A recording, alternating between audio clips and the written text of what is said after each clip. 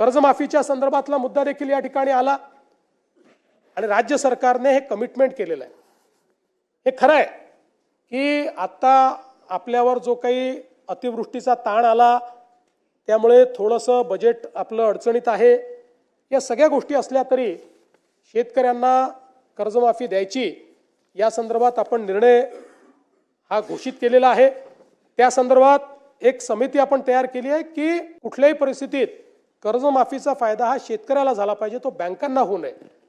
आणि कर्जमाफी झाल्यानंतर आपण बघा आता एक प्रकारे ही परिस्थिती पण कुठेतरी विचारणीय आहे की आपण 17ला कर्जमाफी केली, आपण 20ला कर्जमाफी केली, तरीही आपला शेतकरी हा आज कर्जमाफी मागतोय।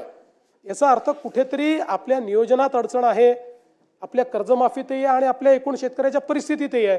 आणि म्हणून एकदम याच्यावर उपाययोजना येणार नाही, पण हळूहळू टप्प्याटप्प्यानं काय उपाययोजना करता येतील आणि मग त्या उपाययोजनेतला एक भाग म्हणून कर्जमाफी, अशा पद्धतीनं ही समिती काम करते। आणि आपण ज्याप्रमाणे घोषित केलं आहे की 1 जुलैपर्यंत आपण ही जी काही कर्जमाफीची आपली योजना काय असेल या योजनेच्या संदर्भातले सगळी घोषणा आपण त्या ठिकाणी करू, हे देखील या निमित्ताने या सभागृहाला मी सांगू इच्छितो।